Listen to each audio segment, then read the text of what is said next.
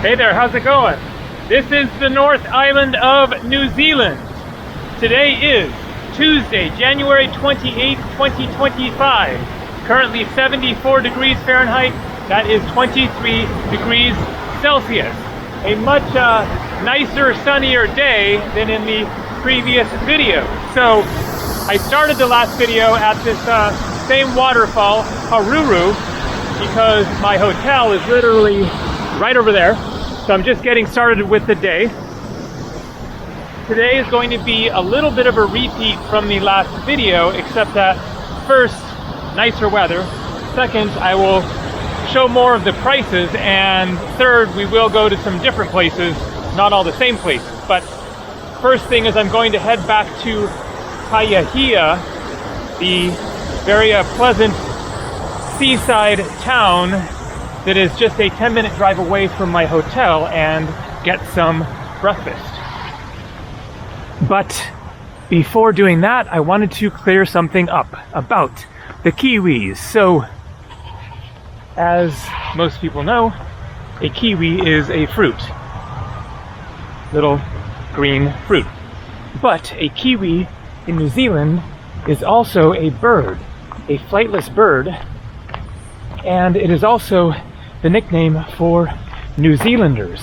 Call themselves kiwis. So when I pulled in here the last time, then I saw this sign that said Kiwi Habitat.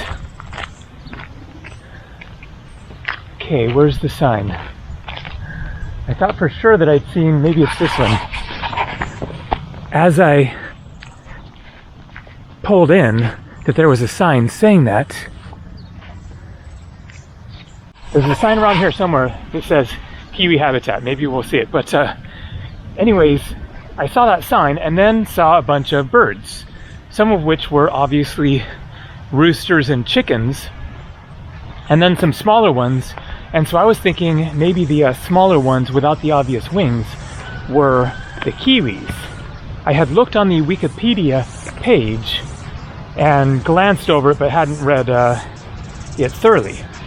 So here we have some obvious roosters and chickens, and then some little guys.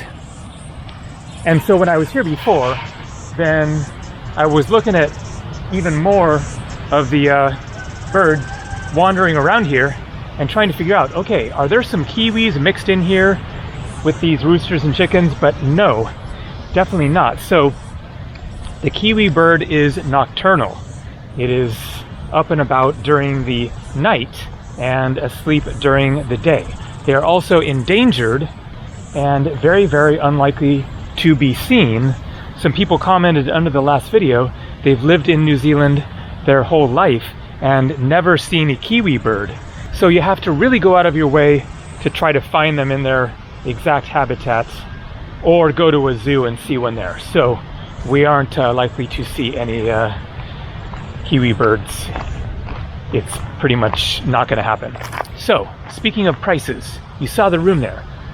$69 US per night. That is definitely not cheap for a very small, simple, basic room there.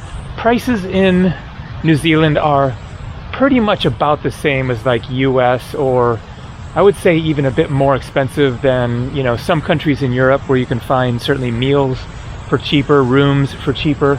Here is my rental car. Got a good price on the rental car for $50 US. So $50 per day, including taxes, insurance, etc. So decent price on the car there. Okay, before leaving here, I need to find a sign that says Kiwi Habitat to make sure I'm not going crazy. And yes, here it is. Kiwi Habitat, dogs prohibited. So I'd seen that sign, seen birds, and thought, okay, we're going to see some kiwis around here. But no. But the kiwi is the national bird of New Zealand, and they're very distinctive looking with this long, skinny little beak. They don't look like chickens or roosters, or even little chickens or roosters, but they are about the size of a chicken.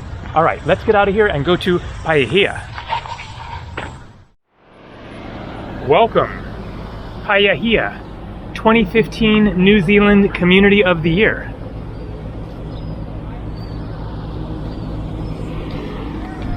So as you can see, a very nice, pleasant, somewhat happening little town right on the ocean there.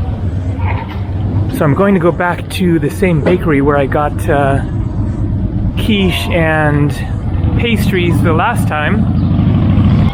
And so I stopped at a tourist desk where they sell the boat tours, because this is the Bay of Islands, a bunch of little islands out there, and you can take a boat and go visit them. So a boat tour that lasts for like 4 hours costs 159 New Zealand dollars. So 159 New Zealand dollars is 86 euros or $90 US. So the exchange rate for the New Zealand dollar to the US dollar is almost 50%. By the way, I stopped here last night for dinner, had their classic J burger for 29 bucks. But of course that is New Zealand, so I will put how much $29 is down below. Nice mural here, leaping, flying fish, and some sort of colorful bird. So the restaurant selection here is great. King Wow restaurant, so I guess Chinese. There's an Indian restaurant over there, a Thai restaurant, all kinds of different types of cuisine around here. All right, let's head up to the bakery and grab something quick. And then I had fish and chips at this place here the night before last, and I saw the price of the fish and chips on the menu of the place where I had the burger last night. It was almost twice as much. Here it was $18.50, which is $10 or $11 US. And down there I think that it was $34, 30-something dollars New Zealand for fish and chips. So almost half the price here. Okay. Where is that bakery? I think right here. Paihia Bakery.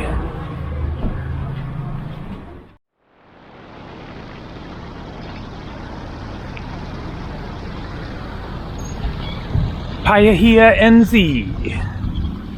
Alright, so got my stuff. 2 little milks for $3.22. That's around $2 US. And then got another quiche. And a cheesecake. Oh yeah. And a apple berry crumble.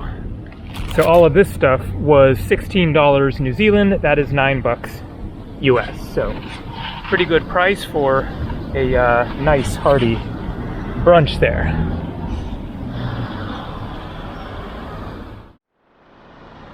Car boot sale this Saturday, 9 a.m. to 12 p.m. Paihia CC Church. Sausage, sizzle, and coffee. So if you don't know what a car boot is in England, and apparently here in New Zealand as well, then they refer to what we call the trunk of the car as the car boot. And then a sausage sizzle, not sure what that is, but considering it is served from 9 a.m. to 12 p.m., then I'm guessing it's like a scramble of some sort, a breakfast sausage and maybe eggs or potatoes or whatever. So here we have a map of the Bay of Islands.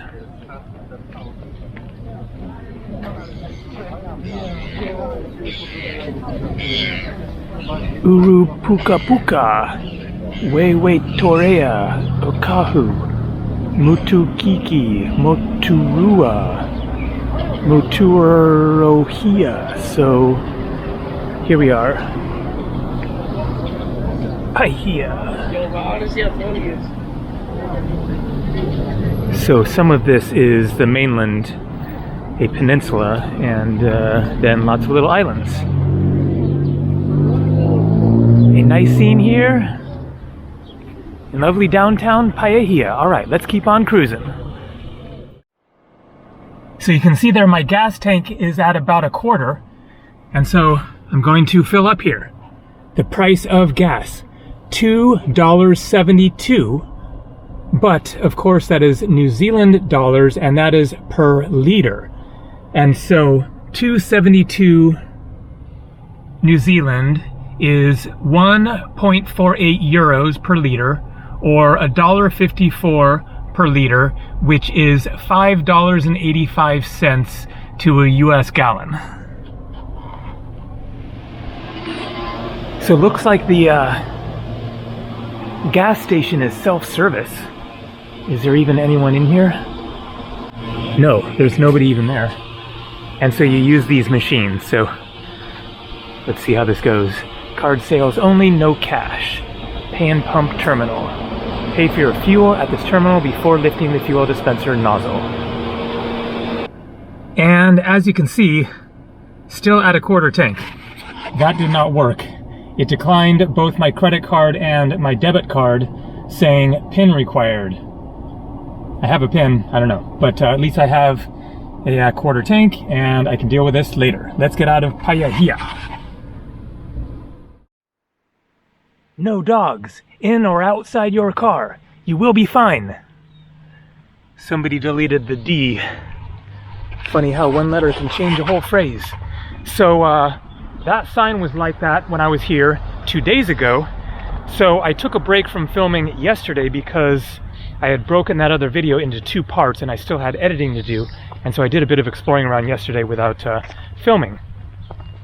And so I came here 2 days ago to the Waitangi treaty location, a very historical spot for New Zealand, but decided not to go inside because I had other destinations in mind that I was heading for, and it turns out you have to pay a ticket entrance, and there's quite a bit to see in there, it looked like, and I didn't want to get distracted on that at the time.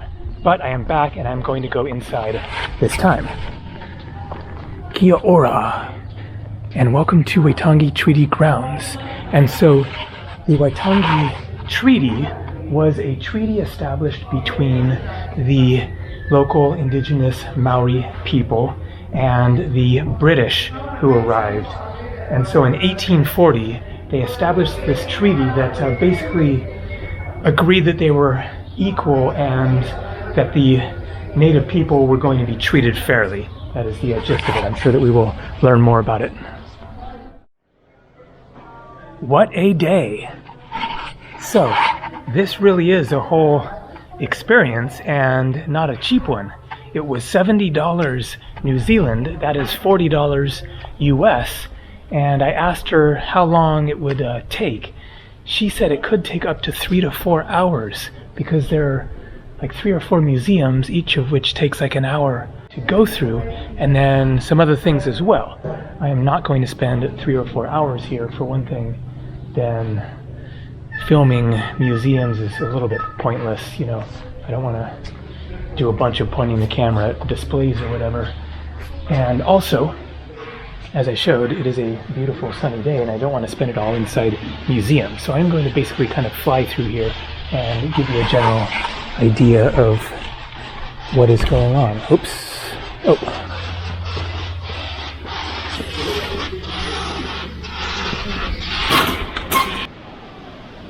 Navigators, all who come to this country have to cross a vast stretch of water to get here. Boldness and great navigational skill brought Maori to these shores, then Europeans hundreds of years later. And so the Maori native people arrived here relatively recently, about 700 to 800 years ago, from likely the Cook Islands in the South Pacific. So as you can see, it is quite dark in here.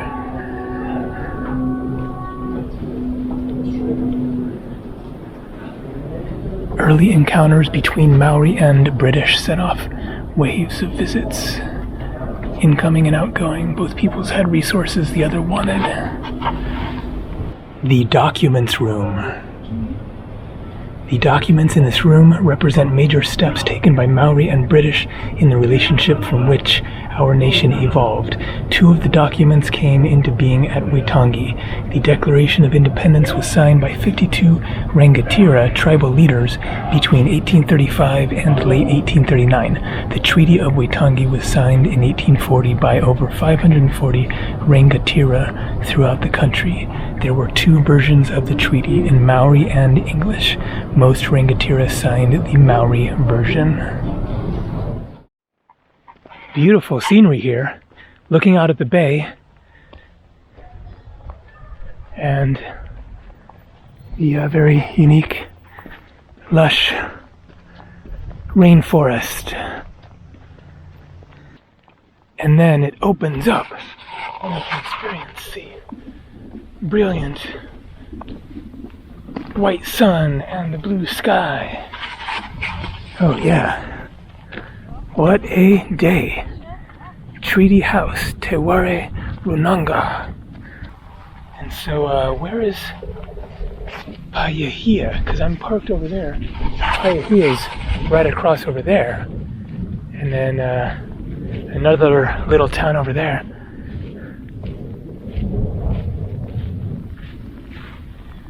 So, looks like that represents the mast of a ship. The British arriving.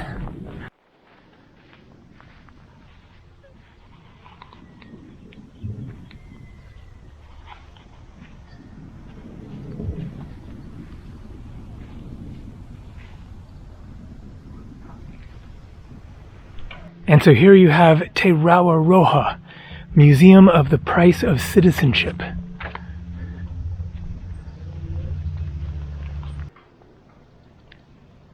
The pau carved posts you pass through as you enter Te Rawaroha's Atea forecourt present 2 different faces. As you come in, you see a monument to those who suffered through wars. As you leave, you see a pledge of peace.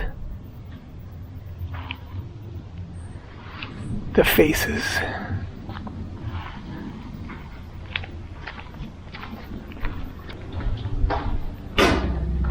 Welcome to the cauldron from which warriors were born.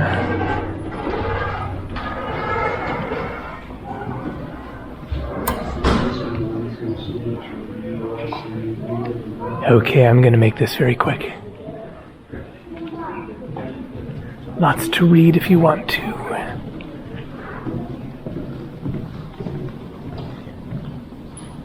Memorial. In times of war, so not a specific war, I guess.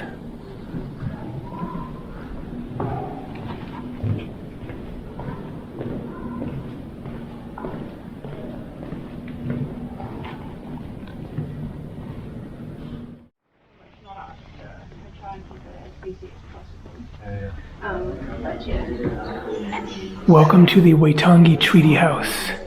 This house, a one-time British residency, is closely linked with the founding of our nation, Aotearoa, New Zealand.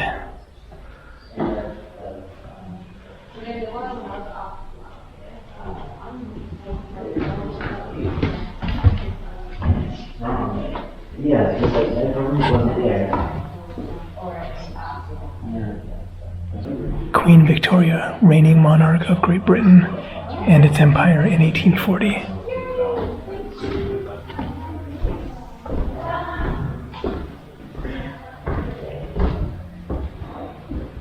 Again, the Bay of Islands. So here you can see this crazy looking peninsula. And Paihia, Waitangi, so we were right there.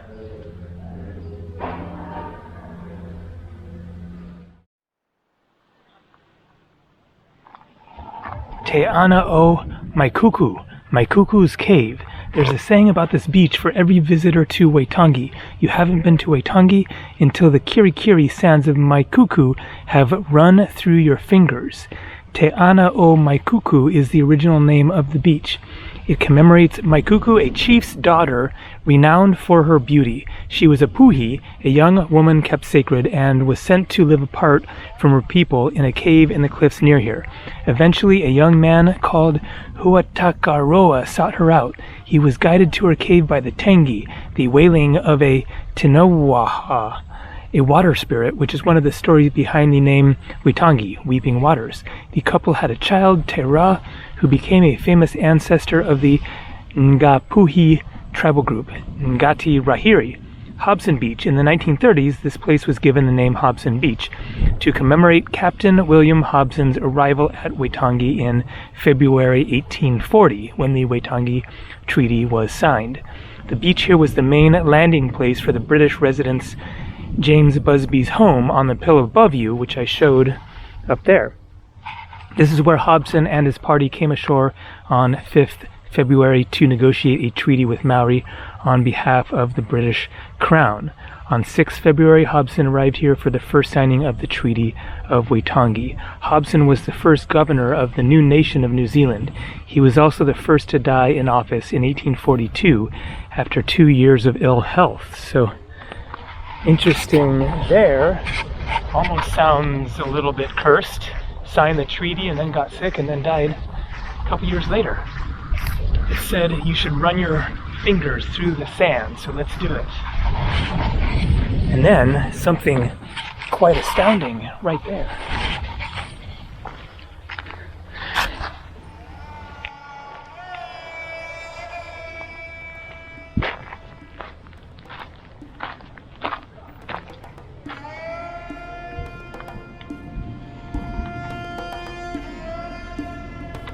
And so look at this. Quite remarkable. I'm not sure whether to call this a boat or a ship.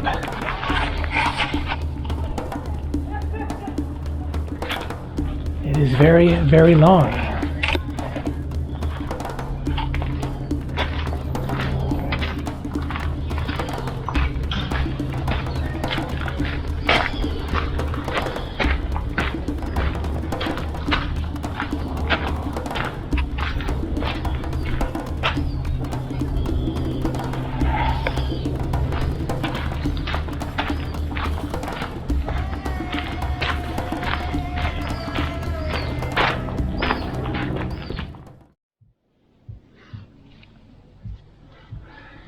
So good news, I was able to fill up the gas tank here.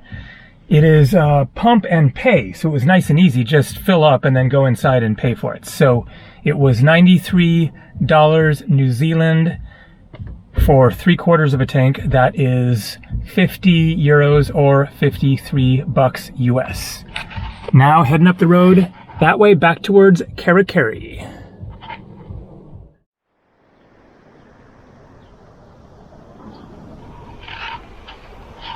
So I'm back at the old stone house, which I went to also 2 days ago. It is the oldest building built by Europeans, I guess, in New Zealand.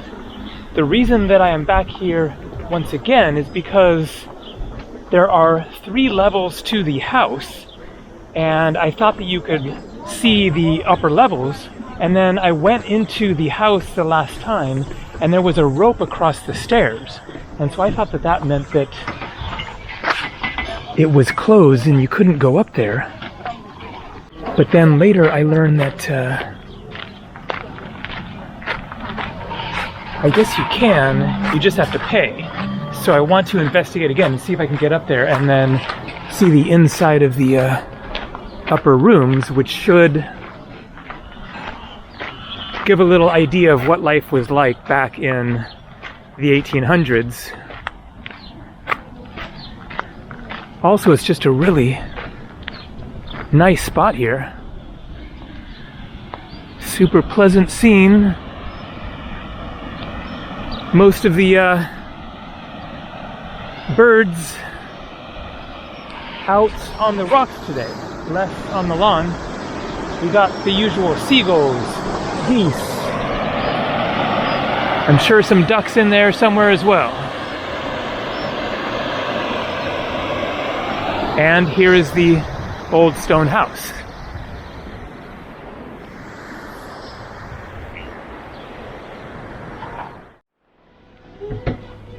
So it's a gift shop at the bottom, and then you can see there's the rope across there, and I hadn't seen there's a little sign that says buy a ticket for the museum. At the counter it was $10, which is $6 US.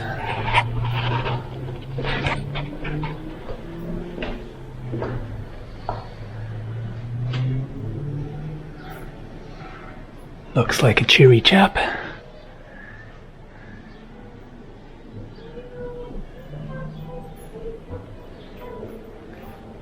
Page 1 from the Church of England Catechism in Maori.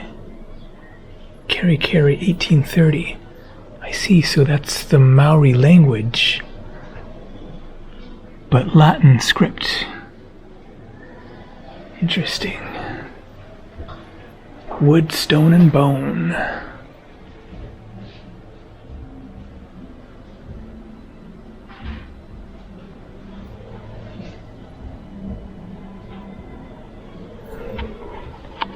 Tamahana Metarahanga, a slave glimpsed. Recent research suggests that the man in this photo, a gardener for the Kemps, may have been a slave captured by Gapuhui and brought to Kerikeri as a boy. When he died in 1904, family did not come to claim his body. Slaves who were taken from their families as children sometimes grew up with little knowledge of their origins. Likewise, their wanau, or family, may not have known what had become of them. Wow.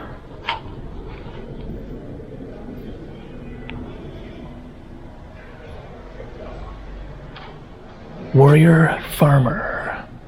Taiwanga, a Ngāpuhi warrior, was a voracious learner when it came to European agricultural techniques, and he was greatly admired by the missionaries. In 1821, he accepted work from John Butler, overseeing the mission field and garden. The following year, he traveled to Parramatta, Australia, with Samuel Marsden to train further. After his return, he went on his last war raid, bringing back Matarawa, a Rotorua woman, as a captive wife. With her, Taiwanga established his own farm on the east side of Kekohi. Around 1834, he was soon making butter for sale, becoming the country's first commercial dairy farmer. Wow. So I guess that's him and his captive wife.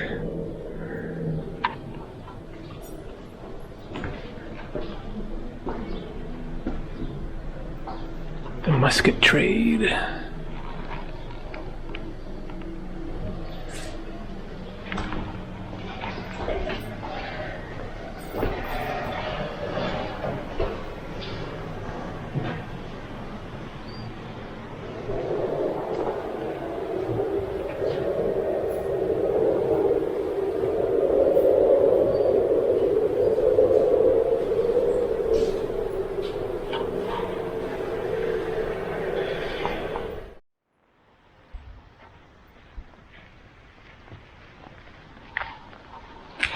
So it said a 2-kilometer hike to the waterfall. So far, really nice. Look at that lovely stream.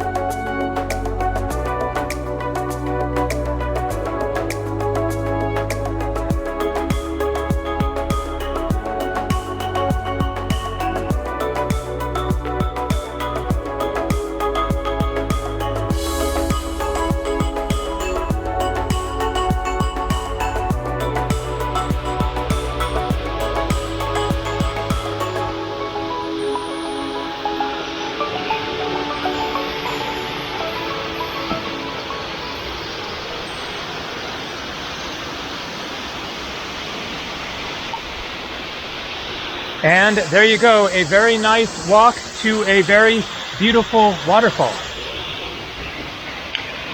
Nice one. And a nice pool. A perfect day for a walk and an amazing walk there through the rainforest of the North Island of New Zealand. So that is going to do it for this video. Going to walk on back. That was about 25 minutes to get here. Get back to the car, drive on back to my hotel, and go take a break and get to work. So I will show my dinner later this evening.